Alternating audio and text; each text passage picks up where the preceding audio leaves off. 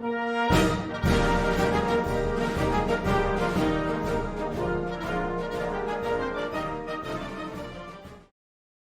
and Kel CleverCast for the week of August 12th, end of the first week of ESPN's mysterious love affair with Little League.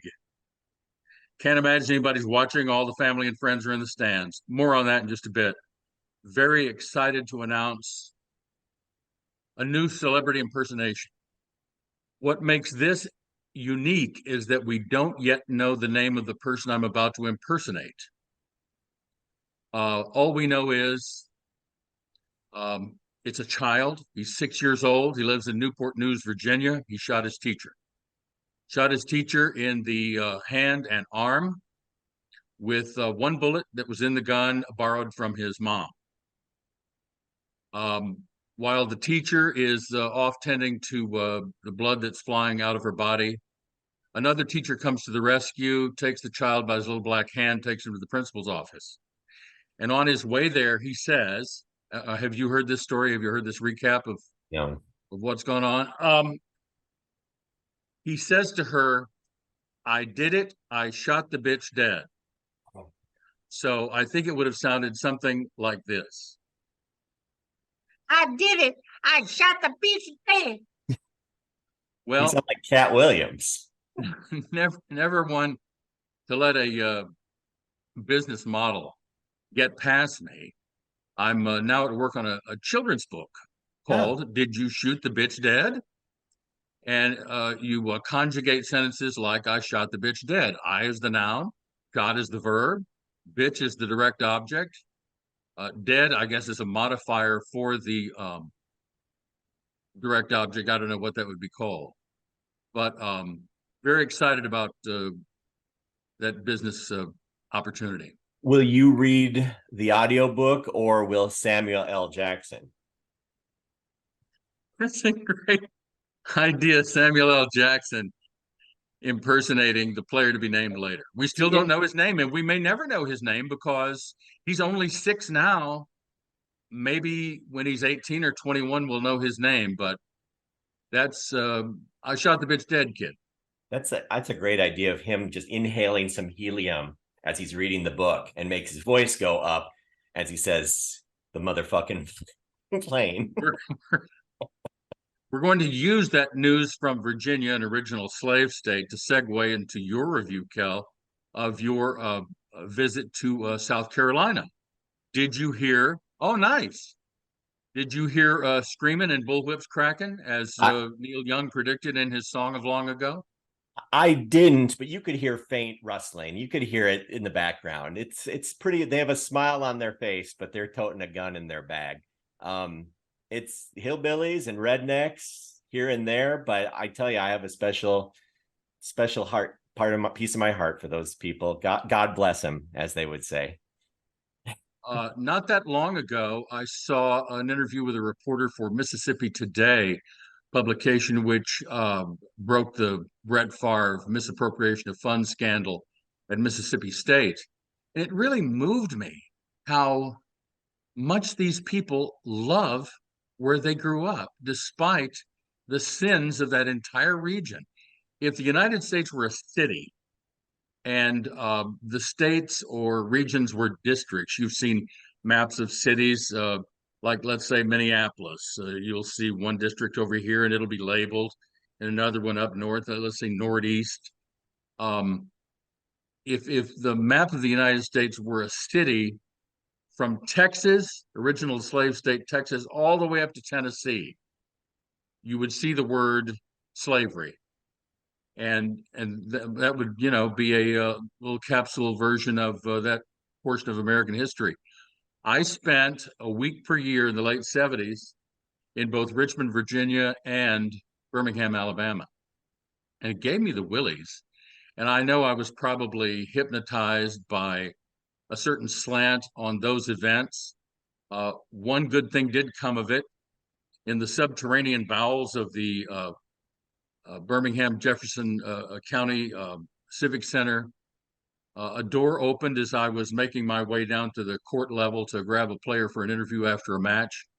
a door opened and a little houndstooth hat peeked out. It was freaking Paul Bear Bryant, ladies and gentlemen. Right. Bear Bryant, seen in person in the flesh by yours truly. I'll never forget that, barring Alzheimer's. It was quite the memory. Yeah, So, there was plantations all over. You could go tour slave quarters, and we didn't really partake because I was like, do you really want to spend the money to line the pockets of these ancestors? Isn't that the people who own these plantations? Aren't they just the ancestors of the original slave owners passed year down to through generations? It was an odd idea. that was the creepy feeling for me, was that in both states, no matter how, nice and hospitable the people were, and we were their guests, and I've always admired that about people, making ways, hospitality wise, for their guests. I just, it's weird to know that you're surrounded, no matter where you go, by the descendants of plantation owners right out of Django Unchained. Did you see the movie Django Unchained? I did, yes. That's a wake-up call, man. It is. Speaking of Samuel L. Jackson, he was the house inward there doing the plantation owner's bidding. Quite the performance. He's not beyond portraying the occasional heavy. So, assuming that this child will play Little League someday and wind up on ESPN, what do you make of the network's love affair with Little League? I can't imagine that it has any kind of ratings whatsoever. As I was growing up, it was pretty much related to us, however subtly, that our athletic exploits meant absolutely nothing except to our family and friends and school officials and whatnot. And then I moved to Minnesota, turn on Channel 9. This is probably 1983. And I see like ninth grade volleyball being telecast live on Channel 9. I'm going, where am I? Is this some sort of parallel universe? Oh. I assume they're still doing the tournaments on Channel 9, hockey and basketball.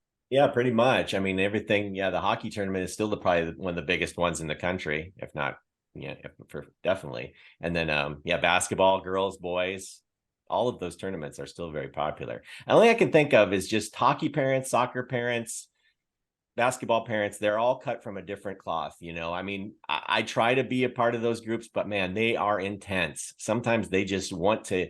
They're only happy if they have a championship. God forbid their kids not having a good time. But man, if they can, it's another excuse for adults to drink too. I've never seen more drinking than on these hockey tournament hotels. Good Lord, people are just. The only sport that meant anything in the original slave state where I grew up was high school football. Yes. Entire small towns would shut down on Friday nights for your Friday night lights type cortical fever that was high school football. And those events meant something to those people. And to this day, they're playing high school football in major stadiums in the tournaments to end the season. No matter how small your school is, you could be wind up playing in, where the Cowboys play. So high school football is still the rage. Look at Last Picture Show. That goes all the way back to the 50s. Right. And the guff that the kids had to take from the townsfolk the next morning about why they couldn't tackle. There's just something about high school football that I think even out measures college football. There's just something about going to see your local high school, especially homecoming, play football. That's just like nothing I've ever witnessed. Yeah, you never probably saw much of the game. You were under the bleachers making out with Betty Sue, I'm guessing. Or smoking pot or something, or Something I don't know. Yeah. I have the Little League thing. I turn it on once in a while just because it's just an oddity. But the only thing I really notice is there's a bunch of little guys, and there's always one giant kid, whether he's just as fat as can be, or he's just as tall as can be. He's a man among boys. And it's just like, check that kid's papers, because I think he came on a boat from Cuba. There's something wrong with this picture. In my graduating class of Little League players, we had a kind of Lou Alcindor rule. If it were basketball, it meant you couldn't dunk, but this was baseball, and they forbade the use of the curveball because they thought it would throw kids' arms out of joint. So they were forbidden from throwing the curveball. It was all very helicopter parenting for some reason back then. Something else I'm very excited about today is to announce the release of a new album and the reuniting of a famous Twin Cities band from the 1980s, going back on the road and back in the studio again. Paul, Chris, Slim, and Tommy are back together again. The Replacements, ladies and gentlemen. Do you recall the Replacements? Of course, I love them. Except now, of course, they're really, really old. And because of their age and their infirmities, they've had to rename themselves slightly. I have a mock-up here of their new album. I thought it was very clever of them to I know what it is. I think I know what it is. To use a medical prospectus from Cedars-Sinai as their new name, the hip replacement. Right. Yep.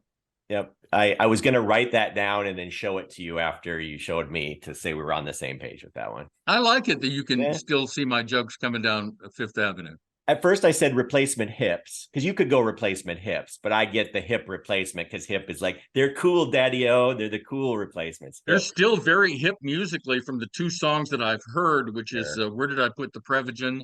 And then I've Fallen for You, Baby, and I Can't Get Up. Those are very popular now on the senior citizen format radio stations across the country. They're still very musically hip, and their hips are artificial, hence the name Hip Replacements. Is it so? This seriously is happening? Or are you doing this for the jokes? Totally a put on. Okay, totally a put on. Just another excuse. Just another excuse to reminisce about my former wife's hip replacements, and my offer to take at least one of them off her hands as a memento, given my role in blowing them out during our torrid courtship 40 years ago. But some people don't have any sense of humor, and I was hoping people to use it in a glass jar as a paperweight or something, but it's not going to happen. I don't know. I was kind of hoping you were right there. I was hoping the Replacements were making a comeback, but oh well, never to be. They're actually they're re-releasing one of their albums, Tim, remastered.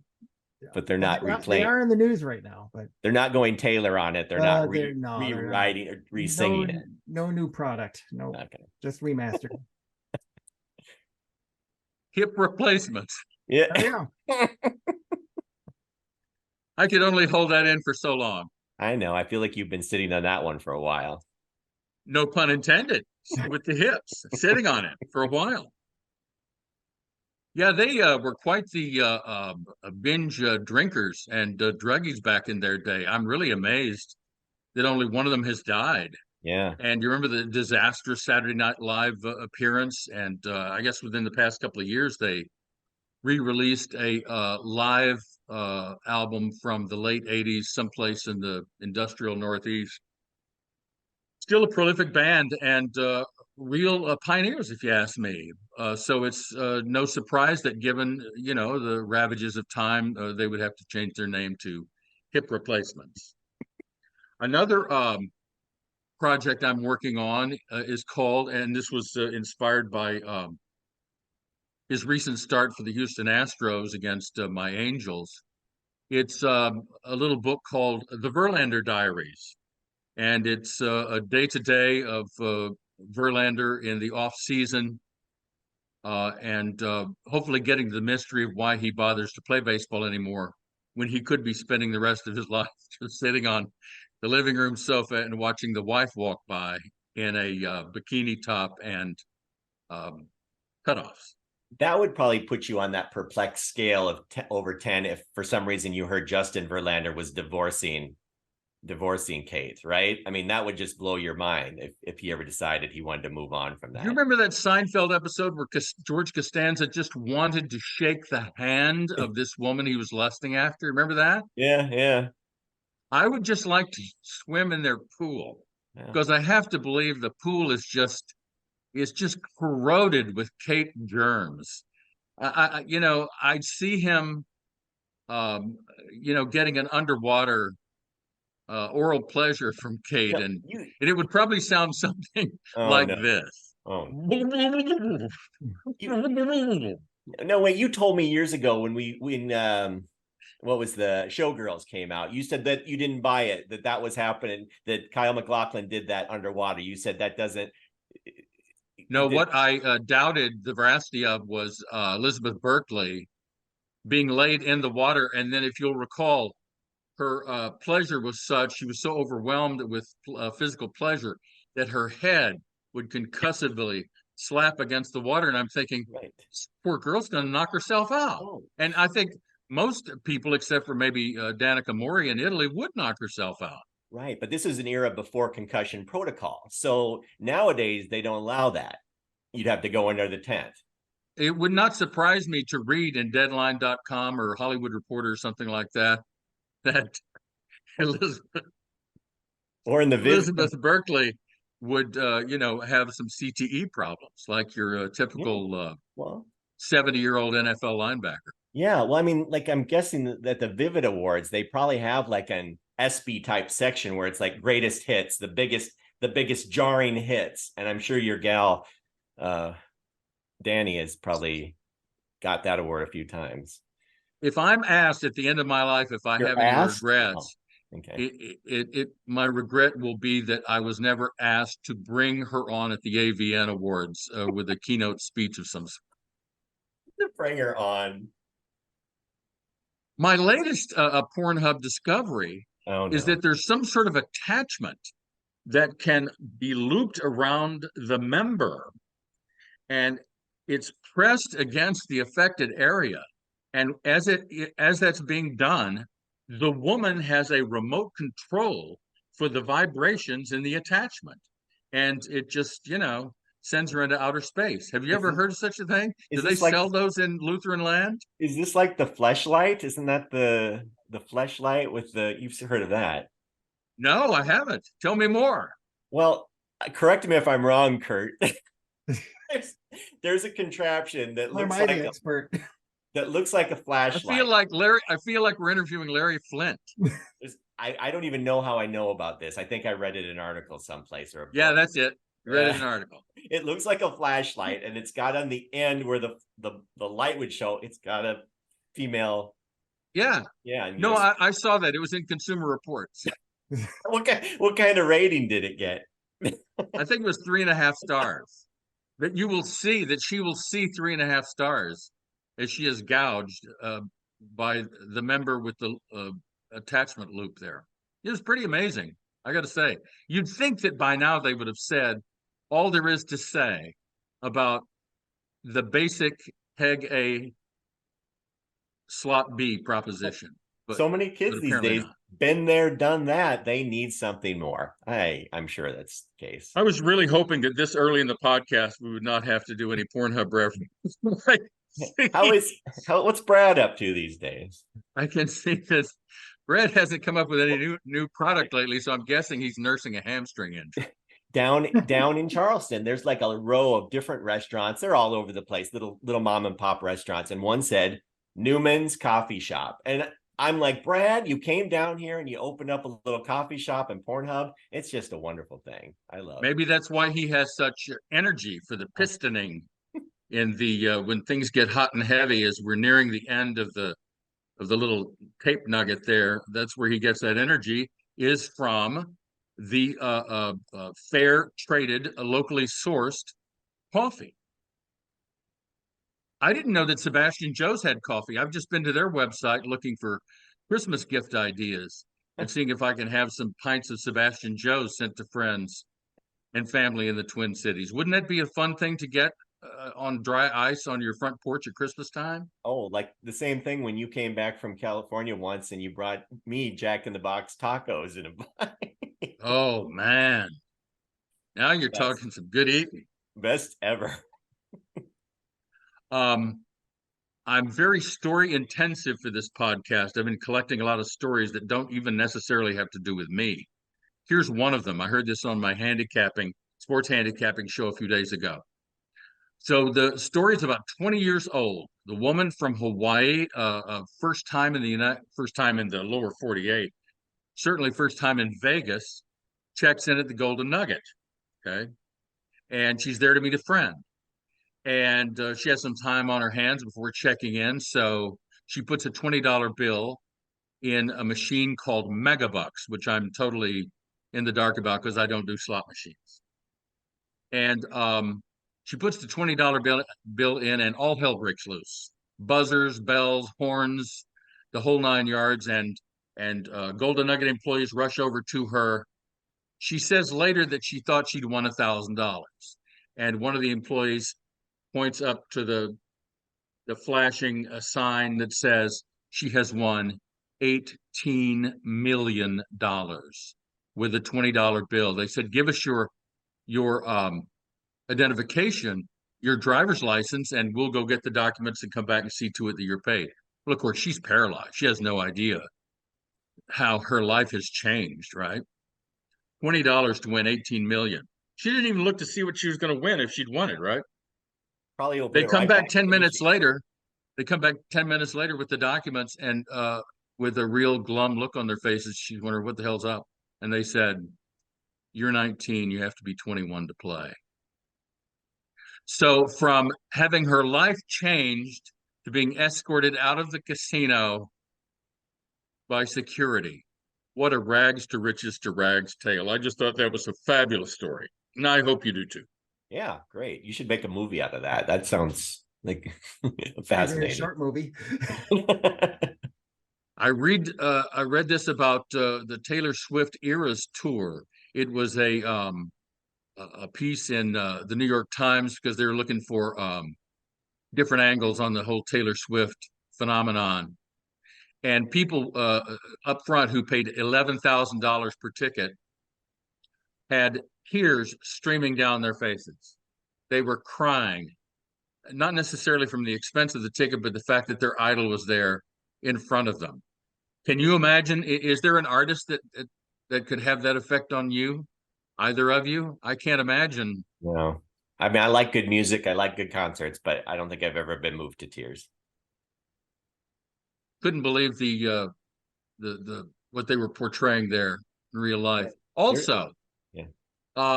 In the drive-through at a local McDonald's, I see a sign that says new cheesy jalapeno sausage McMuffin with egg breakfast. Huh? So I order it. Okay. I get it back home and I'm thinking, all right, a new jalapeno flavored cheese on my sausage McMuffin with egg. You know what they did? I opened it up. They put 2 sliced jalapenos Oh in the my God. sausage McMuffin with egg. Did you go And back that's and it. argue? No, I'm thinking of a lawsuit actually, Please. false advertising or something like that. Please do. Don't you object to that? I do. I think it's dumb. Just do what you do best. Don't try to branch out, you know? And speaking of restaurants, when was the last time you went to one? Boy, that's a good question. While we were in Charleston, we went to a ton of restaurants. Okay. Do you ever read the fine print on the menu or fine print on the bill? Have you ever realized too late that the restaurant you were frequenting, in the fine print, said that they were adding 20% to your bill to afford medical benefits or the environment or whatever the hell it is for their employees? Have you ever seen that? No, but I have had it where they've put the tip on after you get the bill, and then they also ask for an additional tip. So it'll be, we put 15% on already. Here's another line where you can add an additional tip. I'm like, wow, they're really going for it. But here's what I'm seeing. It's called a service charge, and they tell you flat out to your face in the fine print, this is not a tip. This is your service charge. Well, if I knew that the person who was waiting on us for an hour could make like $16 on an $80 tab, and that's pretty reasonable these days for, let's say, a couple of appetizers, a couple of entrees, a couple of beers, $80, and then you add 16 for the hour you've spent there. I would be fine with that, but I have no idea no one has done anything to prove to me that that money actually goes to them. I feel sorry for the wait persons, for the servers, because all this could be hidden from them. And so I wind up, giving a cash tip anyway, because I want them to have something for their effort, especially if the service was good. Now, do you I know you're a tipster, and I'm not always a good tipster, but you are. Do you alter your tip when, like, according to the service, like, or do you just pretty much say, I give this amount to everybody? The worse the service, the bigger the tip, because when the service is really bad, it means that the unethical, unscrupulous owner of the restaurant has given the wait person too much territory, or they're understaffed, and they can't help it if they can't keep up. Okay. I'm reading now from something called Eater, EATER, the local one in LA, and here's how the service charge is explained. At its core, the service charge is about driving change in our industry. And shouldn't you want to do that when you go into a restaurant? The heck with the meal and the fellowship, and the alcohol. I want to drive change in your industry. I'll stop here and ask this question. At what point do you surmise that restaurants invented different rules for themselves? That as opposed to other consumer situations, let's say you're in an office supply store, you buy a box of paper clips, and then you realize $8 for paper clips? Why is this $6 more than it should be? Oh, our employees need medical benefits. No, you don't run into that in other stores, only in restaurants. Have you noticed that? Yeah. And it has nothing to do with the pandemic. They just decided that this is the forum for humanitarianism, generosity and whatnot to be enforced, which I object to. And we were considering going to a tapas bar in Santa Monica, and I found out about this 20% deal. And I sent them an email telling them why we wouldn't be showing up, because I don't like it when it's enforced. I want it to be voluntary for me to give from the heart. It shouldn't be enforced on me. Agreed. Helping ensure our business can thrive in challenging economic environments, and compensating each member of our team in a more equitable way, in a way that uniformly increasing our food prices doesn't allow for. No, what you need to do is you need to increase your food prices. That's what you need to do. And if you can't remain competitive, then maybe, find another line of work, or get into the beef sandwich business, like in the TV show The Bear. Oh, Because I'm not going to take a seat at any of your tables knowing that you're charging me extra and directing that money to God knows where. I have no idea. yeah. It's interesting because I think they're also increasing, from what I've seen, the food prices too. Just everywhere I go now, where I used to be spending 50 to 75, now it's an easy $100 for a family of four. It's crazy. So I don't know. It's not easy out there, I don't think, for restaurants right now, because around the Twin Cities, and we've had a lot of good restaurants in the Twin Cities, a lot of them are closing their doors. Have you heard it? Did you know Psycho Susie's? Did you ever? Never been there, no. Okay. I've never heard of it. Out on the west side. It's like a tiki bar, right? Right, Kurt? Yeah, that's my very popular. I think they had a mini golf course there. It's just a kitschy place, fun place to drink.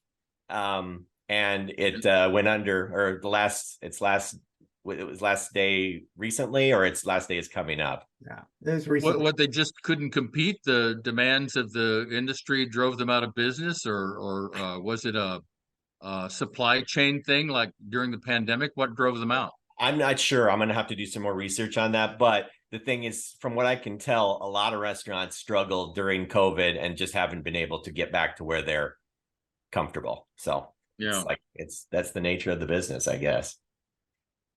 According to LA Eater, some restaurants use service charges in lieu of tip. Others, like the tapas bar Shuntos in Santa Monica, that's the one I wrote the ugly email to, note on the menu that service fees are not tips. Still, other places include service charges, but do not clearly state the role of it on purpose. which can sometimes result in customers not leaving servers gratuities on their bills out of apparent confusion or frustration. This is so unnecessary. Just, for the $16 you're going to add to my $80 tab at the end, just increase, maybe by $4 your appetizer and your entree.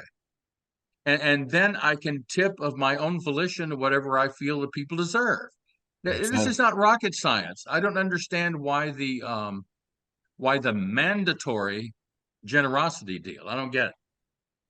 They make things too difficult. You are correct. Also, I looked in MinPost today, and there's some joint along a patio, the patio district they're calling it now, at Selby and Dale, and then toward the cathedral, someplace called Revival. Does that ring a bell? It's supposedly around like between McCubbin and Selby, the Nome, Lagrola, Handsome Hog, that district right there. Yeah. I'd never heard of Revival. I've never heard of a lot of the places that have been closing. I'd never, been there in order to lament their closing since then. Right. It's a constant. I mean, didn't the old legendary places close during the pandemic? Was it what's the place where they play the organ? Oh, in Minneapolis? Yeah. The old I can't think of the name of it, but it was not nice Polonaise. Yes, exactly.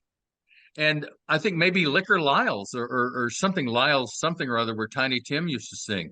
That closed. A lot of places closed, Yeah. I just wonder what the service charge is at our friends at Owamni, the politically correct Native American restaurant. I'll bet there's some service charges there. Probably. That you don't necessarily want to pay. Mm-hmm. So, okay. Next story.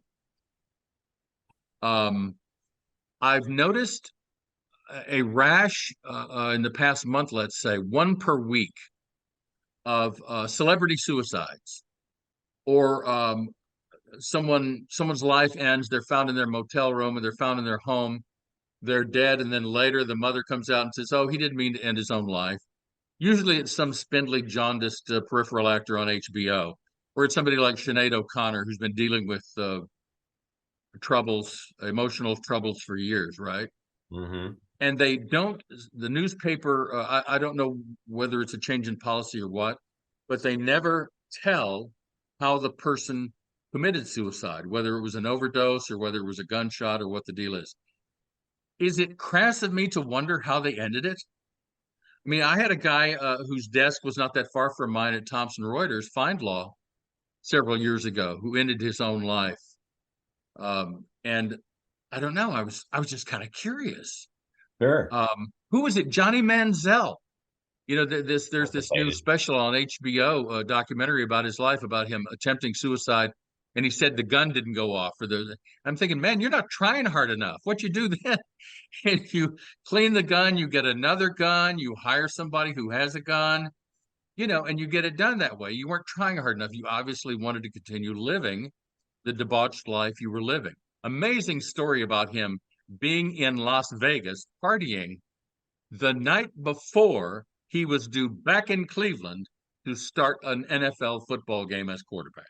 Can you believe that? It's hard to believe. I think these guys have it all laid out, but they're confused as so many others. He was gonna spend all the money and then end his own life. That's how it was gonna end. Johnny Football. Yeah, I mean, I've just been reading stories. All the headlines I see is this last year, suicides are up like the highest they've ever been. So I don't know what's causing all this. If it's the economy, I mean, there's just so many things you can blame it on, I suppose, from politics and the economy. Now, have either of you seen the movie Oppenheimer?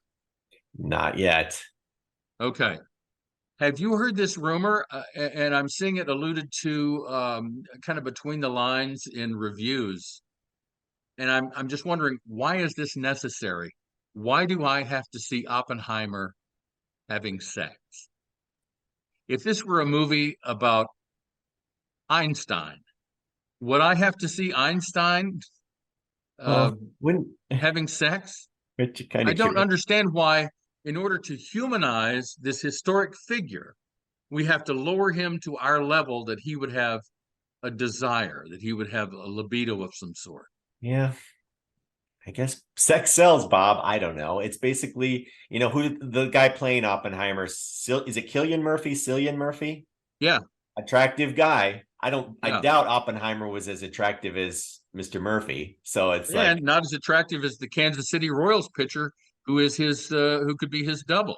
Oh, His really? spitting image. Glasnow looks Oh, exactly like Cillian Murphy.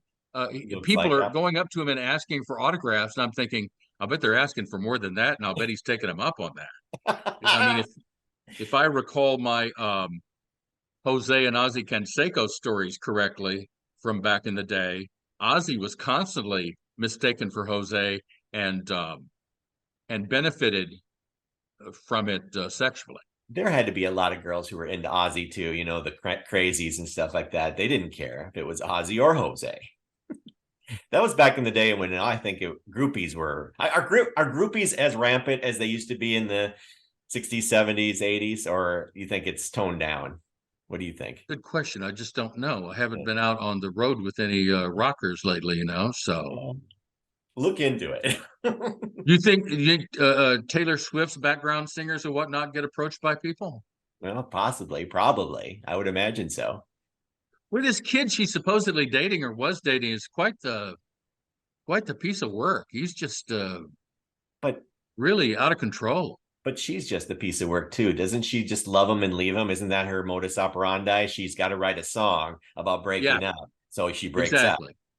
I think this. You know what? I think there's precedent for this, and it's called Adele. Weren't all of Adele's songs basically nervous breakdowns? And the women would flock to the Adele shows in order to share in the nervous breakdown with the tears streaming down their faces. Right. For these ballads, these groaning, this caterwauling that Adele used to do. Right. It's terrible. You feel sorry for them until you see all the money roll in.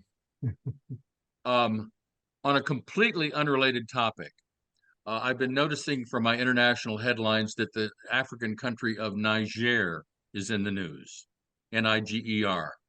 Did I tell you about this? This is a true story. This was. No, we're not gonna go with that low level joke, are we? You have to bear with me here. You have to accept as Letterman used to say, accept the premise, you'll enjoy the bit. Cards and letters. I'm watching C-SPAN like 25 years ago, and my jaw just drops. Of all the companies, of all the broadcasters, fact-based broadcasters, C-SPAN, they're interviewing a guy from Niger. He's some sort of government official or something like this. It has his name, and yes, it has the typo beneath his name. I could not believe my eyes. And yes, briefly, it was a scandal. C-SPAN apologized, and the government of Niger and the spokesperson being interviewed accepted the apology. But it was one of the weirdest things I've ever seen. I haven't gone online to see if the visual has been preserved there, because you just couldn't believe what you were seeing. The guy's name, and then as if he needed further, more specific identification, they had an ethnic slur below his name. I feel like I've heard this before. Did you do this on the old podcast back in 20 years ago? I feel like I've heard this same. It could have been even before that. As you know, the podcast has opened up an avenue for material that wound up on the cutting room floor back in the day, so I could stay in the will. But now that both parents are dead, I'm liberated. I can say anything I want. The dams are broken. I think so. Let's see. Oh, you'll recall our most recent podcast. Speaking of podcasts, which I think now are the one big bright book of life. D.H. Lawrence used to think that about the novel. I think podcasts now, anything are possible in podcasts. In our most recent edition, one of the things that happened was what I have referred to friends as the Who is Lou Adler debacle. I have something that will make you feel much better about that. And it came to me after thinking about it a little bit, that in 1998, I'm watching the World Cup final France, as God intended, thrashing Brazil 3-0 in Paris Saint-Denis, 1998. And my then brother-in-law, who had just become a doctor, had his nose in medical books for like 20 years to be a particular kind of doctor, is watching the game with me.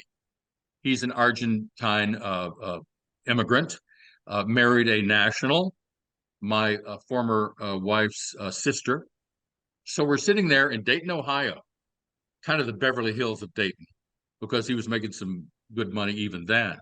We're watching the World Cup, and they get a shot in the stands of Sir Mick Jagger.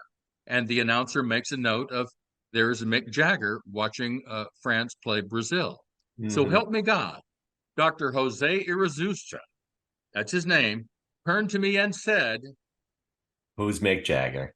yes. Can you believe that? That a human being in the year 1998, and the Stones had been in the news for 35 years by that time, did not know who Mick Jagger was. That's man bites dog news, if you ask me. Yes. You are correct. So now don't you feel better about not knowing who Lou Adler is? I guess. Who is Mick Jagger? I know, but you don't say who. He's Lou Adler. I don't. It could be an LA thing, but this is a global thing. This was 35 years of the Stones being in global news, and he turns to me and says, "Who is Mick Jagger?" Yeah, that seems odd. Just because I'm sure they played Argentina. I'm sure they should have. Yeah, he should have known. Mick Jagger is just. You know, it occurs to me that a lot of material from the 80s and 90s had to wait until my divorce. And that I couldn't say anything about it until my divorce. And now I can tell you about the marriage, the wedding, rather. That's what the character generator generated for I was videographer for their wedding. Okay. The wedding, rather, I'll get it right. The wedding of Molly and Jose.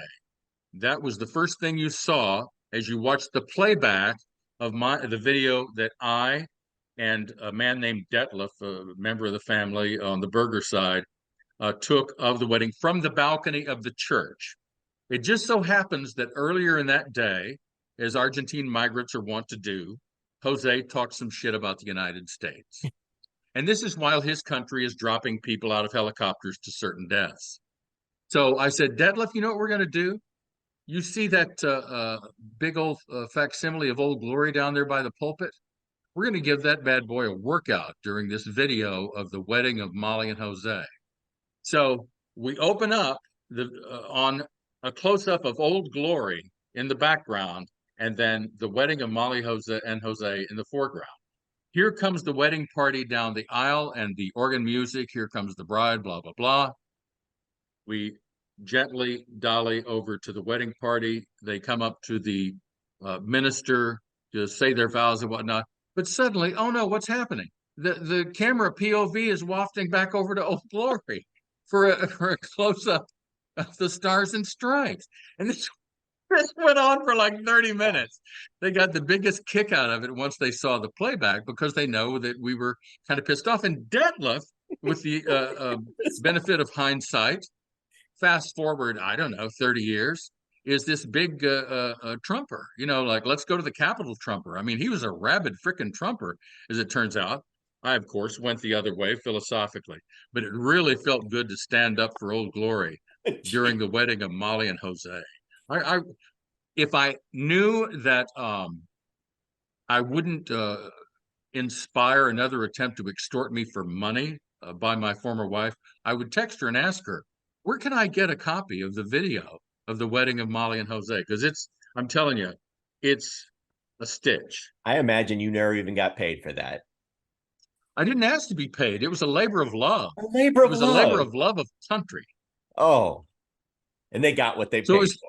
It was kind of a menage a trois visually, now that I think about it.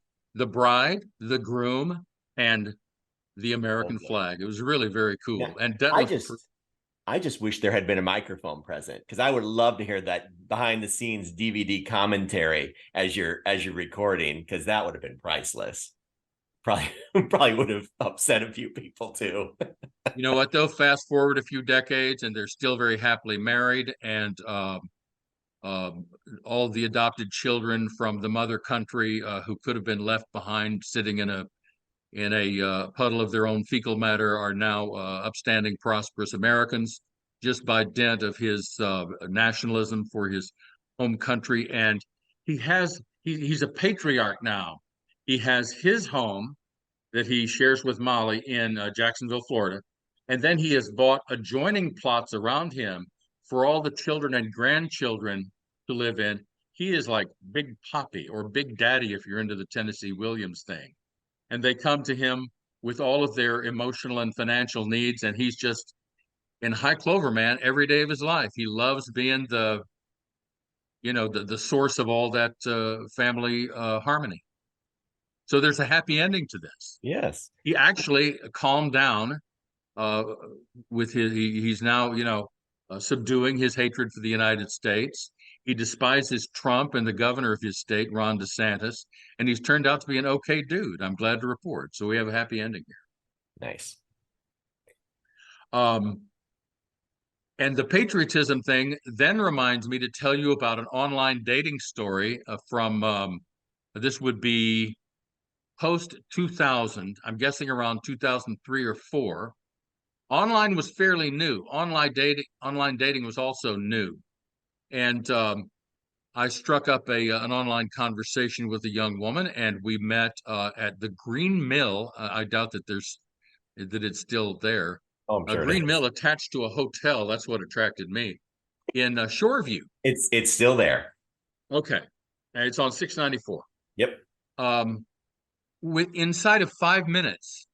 Once again, I can't make this up, but I get these stories out here for posterity. Inside of 5 minutes, we hadn't even been served drinks for our appetizers, and she asked me if I wouldn't mind joining her in a plot to kill the president of the United States, Barack Obama. Oh my gosh. Wait, Barack Obama, this was recent. Wow. Oh, no, you're right. This was at least 2008. That's right. Because he became president in 2008. Yeah. So this was 15 years ago. Okay. She was from Alaska. And see, that's where it kind of made sense. Because the vice presidential, exactly. The VP candidate on the opposite ticket was from Alaska. Oh, so wow. I didn't put 2 and 2 together until after. Here's how it went. I wonder if you'd like to join me in a plot to kill Barack Obama. Check, please. You didn't put 2 and 2 together until after intercourse. No, there was no. It stopped. Nothing makes me go like this than being asked to join a plot to kill the president of the United States, no matter who it is. Yeah, but what if it happened opposite? If you had done the deed and then afterwards, pillow talk, she had said that. Then you would have felt so dirty. She would have used you, and then that actually would have been the time to catch me when all the dopamine had completely, was completely ruling my body. I would have said yes to anything.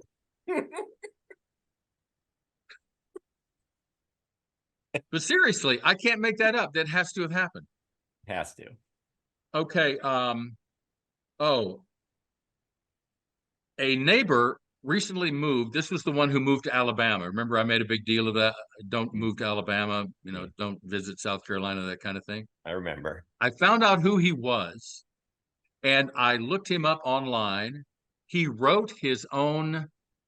Are you having cat problems? I'm not liking how it looks in the frame. Sorry about that. I'm listening though. I'm listening. For a second there, I thought you got in the big head. So I go and I see that it's obvious he's written his own Wikipedia page, because just about every sentence there's a parentheses that says something like verification needed or something like this. So help me God. How many Wikipedia pages for celebrities or people who consider themselves prominent in any industry includes the fact that they were prom king in high school? Voted prom king. Would you want that in your Wikipedia page, even if it had happened? I mean, how far does a person go back in the formulation of their Wikipedia page Do you say that you hit a home run in Little League? I feel like the people who would be represented on Wikipedia would not want that. But the people who would never, ever in a million years be represented on Wikipedia are the ones who would think that would be cool. You know what I'm saying? Like me, for example. I mean, I don't think that'd be cool, but a person like me who is not beyond Wikipedia. So Tell me why Wikipedia is constantly asking me for money. because it's Every free. time I go to a Wikipedia page, there's an appeal for money. Where would that money go? Is there a Wikipedia company that governs? I guess it's the same thing as us. It's our thing. We're asking, we don't like to give this away for free, this podcast, but so if people were to give us money, we would say, give us some money and we'll keep doing this. There's little costs and stuff, it'd be nice How to about have. we call it a service charge in lieu of a tip? Or a tip. Give us all a tip, what you feel. Or we can increase the price of the food. Yes, please do. Something else I found online since I announced a couple of podcasts ago that in my former church, the person presiding over the childhood ministry of all places to put a bisexual announced from the pulpit that she was outing herself as a bisexual. So apparently there's a lot of this going around. I went to and I invite anyone who doubts me to go to the website of Capitol Hill. That's Capitol with an O, just like the building in Washington, D.C. Capitol Hill Presbyterian Church, Washington, D.C., where we visited last year. And one of the reasons we visited was because I had checked out their live stream and the pastor was gorgeous. So I said, Marcia, we got to go see this woman. I got to go hear the gospel preached by a looker. And this woman had all the, she had all the, the religious gestures down pat, and she seemed to know her scripture.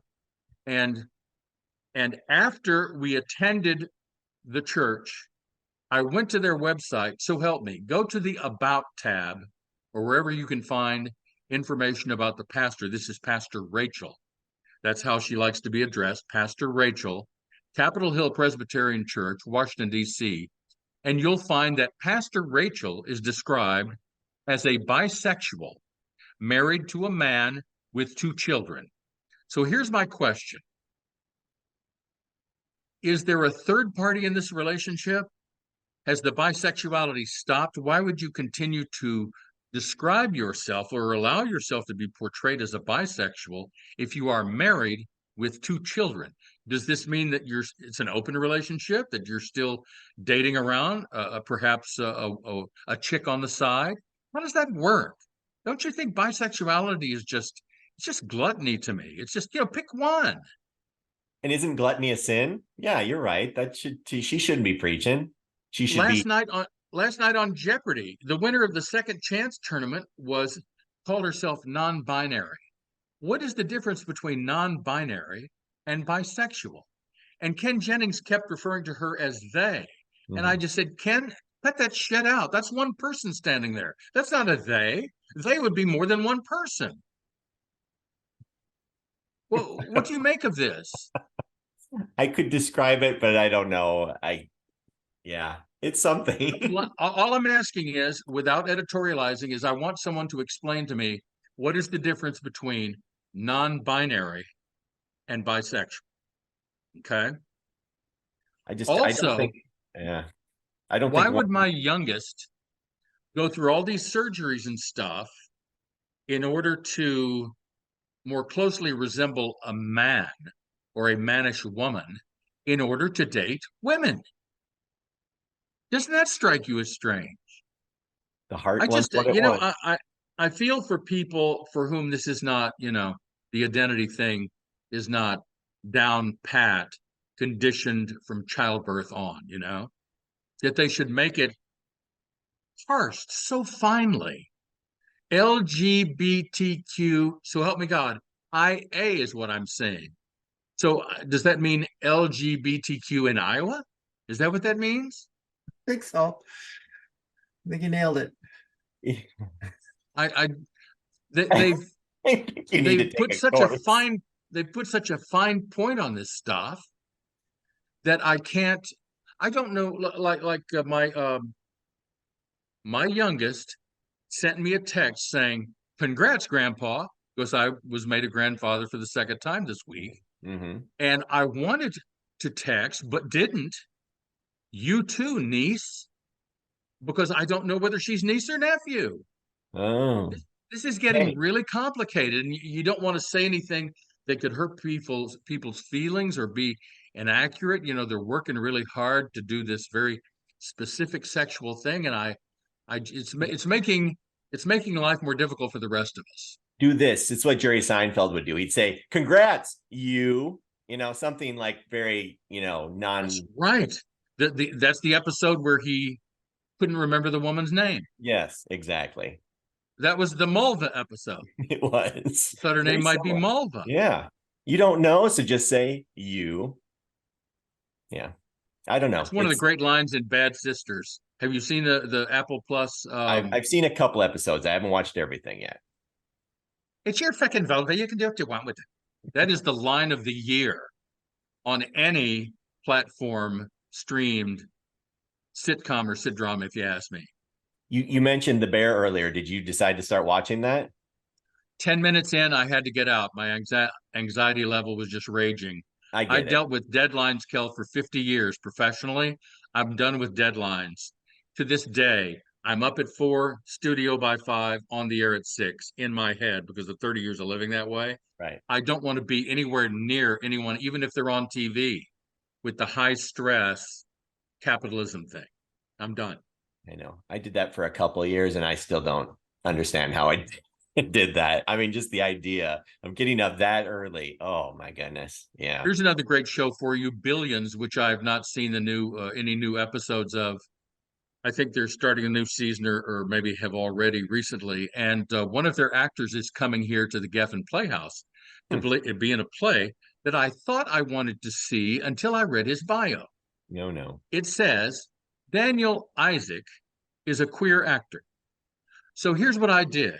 I emailed the Geffen Playhouse. I've become a little like Ben Stiller as Greenberg in that movie where he was always writing complaint letters in pencil and sending them off to it sounds Starbucks right. and Apple and Google and whatnot. So I sent them this email and I said, my name is Bob Yates. I am a heterosexual retiree in Pacific Palisades. And I want to know why I have to know that this man is queer. What does that have to do with his acting? Words have consequences. Consider using fewer of them. I really tell me why someone would want to refer to himself on his bio as a queer actor. What does one have to do with it? He's basically telling me I'm an actor and this is what I do with my genitals. I know it sounds painful. It doesn't have to be with the right lube. But at night, before I go out to be with my fellow queers, I do a little acting. That's my day job, which I do matinees and evenings in playhouses. Again, why is it that they are so smitten with what they do with their genitals that they can't leave it out of a simple sentence as to what they are professionally? I think it's just a pride. Pride is a month, and proud is what they are. They're proud of their. Should I be glad that he's not a necrophiliac? Daniel Isaac is a necrophiliac actor. Yeah. What if the woman in church had decided to out herself as a coprophagic? I mean, that could really be embarrassing. Mm-hmm. And children in the congregation would hear that, and they would ask what that means. Yeah. And start some dialogue. Parents would just go, "I'll tell you when you're older," you know. Yeah, but now people aren't waiting till they're older. You can have that question now with Johnny or Mary and talk to them right away about what it means to be that persuasive. Actually, I wish my parents had done that. This is something I couldn't confide in you about, or your predecessors on the radio while my father was alive. The closest we ever got to birds and bees was before my debut as Little League catcher. And he had a box in his hand and he said, "Come with me." And we went into the restroom and he locked the door behind him. And I'm thinking, all right, weird time for it, but I'm up for some birds and bees talk. I've been wondering why my, pants are going off like a Geiger counter whenever Jan Stroud walks by. Maybe he'll have an explanation for that. So he opens up the box and I'm already in uniform. I'm ready to go to the ballpark. And In the box are an athletic supporter and a plastic protective cup. And I'll never forget what he said to this day. He said, put your stuff in here, meaning the pouch of the athletic supporter, and then slide the cup in under that. It's almost like something from a Judy Blume movie for boys, okay? Like with the measuring of the bra, the first bra. So he comes in and tells me that that's as close to the birds and bees as he ever got with me. So that's why, the crises now and again during college and so on. That's why with Marla Johnson in the backseat of that Ford Galaxy, I couldn't find it. I didn't know where it was supposed to go because he wouldn't tell me. It's weird how it's all generational. When we were kids, our fathers were very old school and they didn't always feel comfortable discussing it. They didn't want to discuss it. They went out of their way not to discuss it. Now, I feel like, at least for me, I'm more than happy. I'm like, son, let's sit down and talk this through. Let's let you know what's what. And he's like, I don't want to have anything to do with you, Dad. No, I don't want to hear it. I learn what I need to know on the internet. I learn what I need to know from my friends, so it's like, it's a whole new world, Bob. And he's not a father. He's not a young father. He's not a young father. He's smart. Wow. He's not. That's the other thing I think about these kids today. And I don't know, maybe it's just mine. It doesn't seem to be all about, trying to not like they're trying to procreate, but they get it. They say, oh man, a baby could come out of there. I guess I'm going to be more careful. I don't know if we were stupid when we were kids or what, but it seems you've seen the stats though, haven't you? Every so often they come out with a survey and they arrive at the conclusion that young people of that age range, late teens to late 20s, let's say, are having less sex than ever before. There you go. And I don't know whether it's the tug of the internet, having other things to do that you and I did not, but they just don't seem to be as interested in it. I remember camping in Scandia at William O'Brien and seeing almost no one on the premises. And I remember, and it was a beautiful day, and I'm off on some little sandbar or something, drinking a beer, enjoying the beautiful weather. And I'm looking around, and I'm just about the only person around. I'm thinking, thank you, God, for giving us the internet to keep people indoors and allow there to be campsites all over the state where people like me can enjoy ourselves. And I think the same thing goes for the lack of, coitus in this day and time among people of that age range. There are too many other things to do. I think Plus, you're right. I've known women that who were just as ill-equipped and uneducated as I could please myself quicker in order to get to the golf course than they ever could pleasure me. So I would just say, here, I'll just take over from here, and you can go on to book club or something. I think of the old joke, like I want to sit down and talk to my son about sex. And he goes, okay, Dad, what do you want to know? That's the type of thing. I think they know more than we know sometimes. I begged my son. This is between the years. What would this have been? This would have been the 90s. I begged him from, let's say, age 8 forward. I said, and especially as a teenager, I said, will you please ask me questions? Will you please want to know this? I want to tell you this because no one told me. Yeah. I don't want you getting into the scrapes that I did. And he said, don't worry about it. Mom's already covered it. Yes. Mom's already covered it. Mom? Yeah. Mom covered what it is to be a man? I don't think so. Yeah.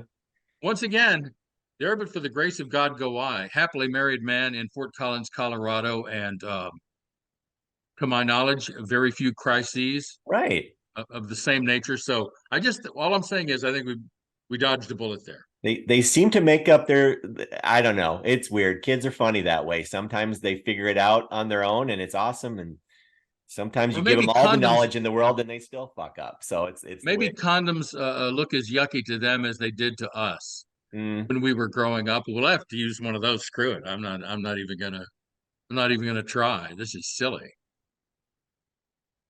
Yeah, I know. I got a couple of stories to tell you, but I'm gonna probably wait and tell them to you off air.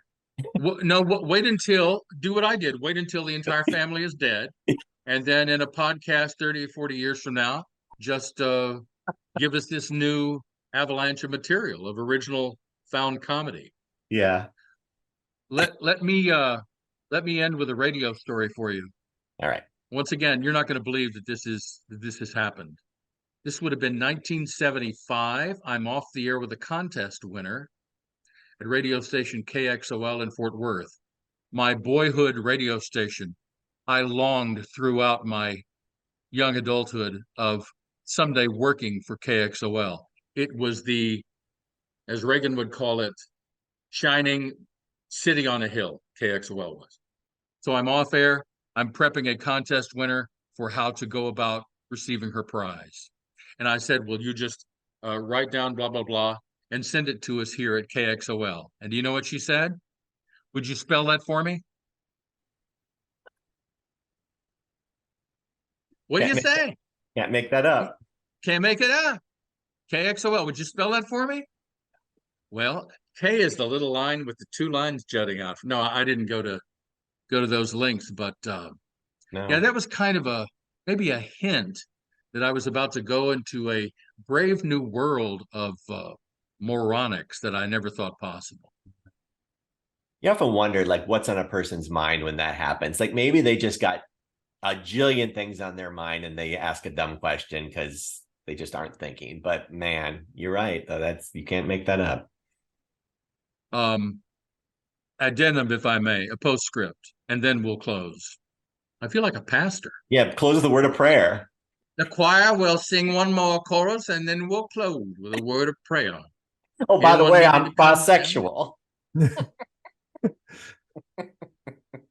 With those of you who are non-binary or bisexuals, you can come down and speak to someone of your ilk if that will make you feel more comfortable. We want to be welcoming here. There's a lot of welcoming going on out there. There's a little Cajun in that Southern accent. I like it. It's kind of Louisiana based.